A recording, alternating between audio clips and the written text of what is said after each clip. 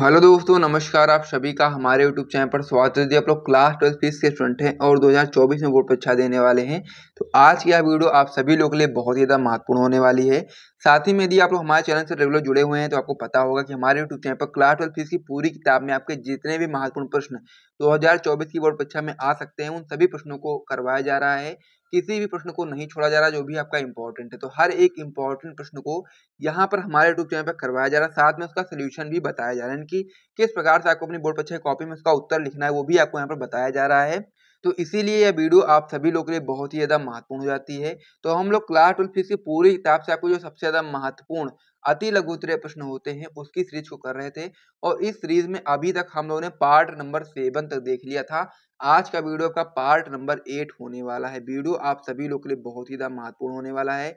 हमारे YouTube channel पर class 12 fees के जितने भी महत्वपूर्ण प्रश्न होते हैं, चाहे आपके दीर्घ उत्तरीय हों, चाहे आपके अति लघु उत्तरीय हों, चाहे आपके लघु उत्तरीय हों, चाहे बहुविकल्पी हों, सभी प्रश्नों की एक अलग-अलग सीरीज चलाई जा रही है और सभी प्रश्नों को बहुत ही अच्छे तरीके से करवाया जा रहा है। तो इसीलिए आप लोग चैनल पर जाओ यदि आप लोग पहली बार आए हो और सारी वीडियोज़ को देखो, आपको बहुत ही अच्छा लगेगा अपनी बोर्ड एग्जाम की तैयारी के लिए। तो इसीलिए आप लोग एक बार ज़रूर देखिएगा, उसके बाद फिर हम लोग वीडियो को स्टार्ट करते हैं। आप लोग बाकी सारी चीज़ें समझ गए होंगे।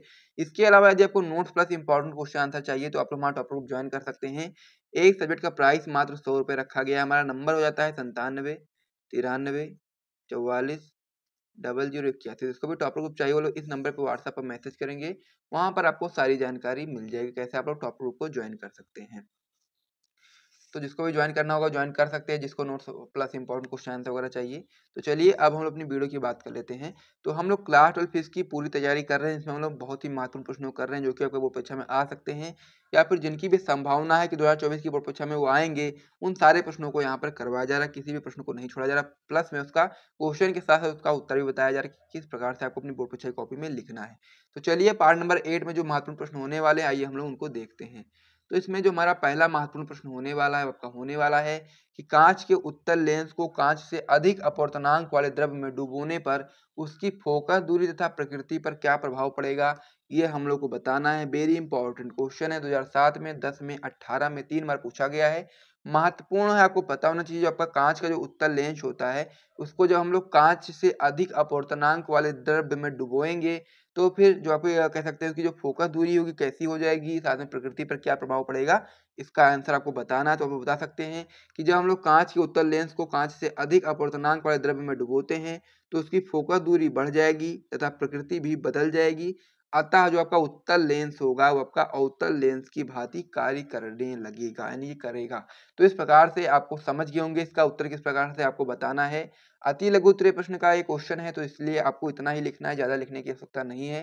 तो जल्दी से आप इस क्वेश्चन को नोट कर लीजिए, फिर हम लोग अगले क्वेश्चन की ओर बढ़ते हैं। अब हमारा इसमें अगला क्वेश्चन हो जाता है, किसी लेंस के लिए न्यूटन का सूत्र लिखिए तथा प्रतीकों के अर्थ बताइए। 2013 में, 14 में, 17 में 3 बार आपकी बोर्ड परीक्षा में क्वेश्चन आया हुआ है। आपको पता होना चाहिए किसी लेंस के लिए न्यूटन का हम लोग को सूत्र लिखना है, साथ ही में प्रतीकों के अर्थ भी हम लोग को यहाँ पर बताना है। तो उत्तर में हम लोग बता सकते हैं कि लेंस की फोकस दूरी के लिए न्यूटन का जो सूत्र होता है वो आपका हो जाता है एक्स एक्स डैश बराबर आपका होता है एफ एफ डैश। इस प्रकार से आपका हो जाता है। यहाँ पर जो आपका एक्स डैश होता है वो आपका लेंस के प्रथम फोकस से वस्तु की दूरी होती है। जो आपका एक्स होता है वो लेंस के द्वितीय फोकस से वस्तु की दूरी होती है। और जो आपका एफ हुआ एफ डैश होता है आपका लेंस की प्रथम व द्वितीय फोकस दूरी होती है। तो इस प्रकार से ये क्वेश्चन भी कंप्लीट हो गया है, बहुत ही सिंपल से इसका आंसर है। तो आप लोग जितना आप समझ में आता है समझ लीजिए, अगर कोई भी दिक्कत होती है तो आप लोग कमेंट करके बता सकते हैं।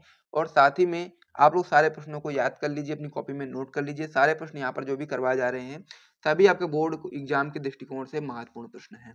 अगला प्रश्न हमारा इसमें हो जाता है, किसी लेंस की फोकस दूरी किन किन बातों पर निर्भर करती है। इंपॉर्टेंट क्वेश्चन है, 2010 में, 12 में 2 बार पूछा गया है। तो हम लोग को बताना है कि जो आपका किसी लेंस की जो फोकस दूरी होती है वो किन बातों पर निर्भर करती है। सबसे पहले आप लोग इसका सूत्र बताओगे कि पतले लेंस के लिए अपवर्तन का जो सूत्र होता है वो आपका हो जाता है 1/f बराबर आपका हो जाता है n-1। ठीक है, इस प्रकार से आपका होगा ब्रैकेट बंद। फिर आपका हो जाएगा ब्रैकेट में 1/r1 माइनस आपका हो जाएगा 1/r2। इस प्रकार से आपका एक सूत्र हो जाता है।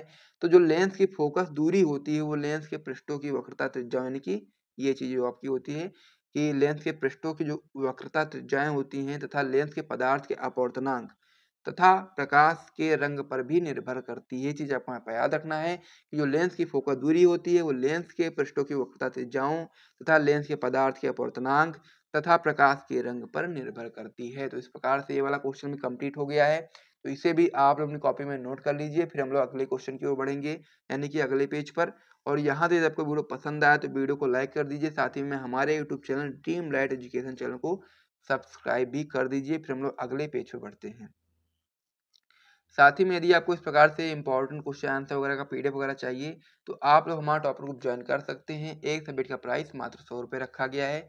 नंबर हमारा आपको डिस्क्रिप्शन बॉक्स में मिल जाएगा, निकाल करके आप लोग आराम से मैसेज करके पूरी जानकारी प्राप्त कर सकते हो।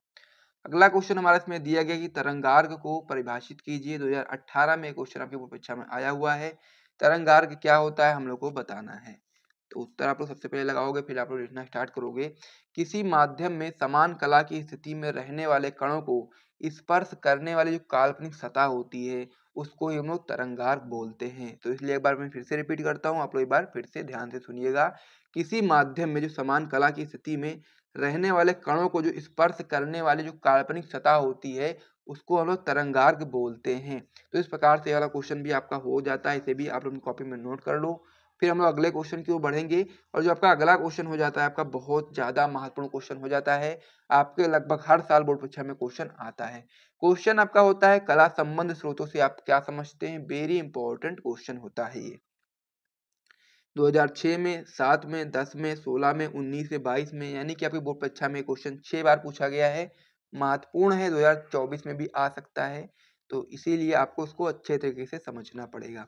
सबसे पहले आप लोग उत्तर लगाओगे, फिर लिखना स्टार्ट करोगे कि ऐसे स्रोत जिनके बीच कलांतर समय के साथ नियत रहता है कला संबंध स्रोत कहलाते हैं। बहुत ही सिंपल सा है इसकी परिभाषा कि कला संबंध स्रोत क्या होता है। तो आप लोग बताओगे कि ऐसे स्रोत जिनके बीच जो कलांतर जो आपका होता है कलांतर समय के साथ नियत रहे तो उसे हम लोग कला संबंध स्रोत बोलते हैं। और दो कला संबंध स्रोतों में से स्थायी व्यतिकरण प्राप्त किया जा सकता है। यह चीज आपको यहाँ पर याद रखना है कि ऐसे स्रोत जिनके बीच कलांतर समय के साथ नियत रहता है कला संबंध स्रोत कहलाते हैं। और दो कला संबंध स्रोतों से स्थायी व्यतिकरण प्राप्त किया जाता है। तो इस प्रकार से ये वाला क्वेश्चन बहुत महत्वपूर्ण था। इसे आप अपनी कॉपी में अच्छे तरीके से नोट कर लो और अभी के अभी तैयार कर लो।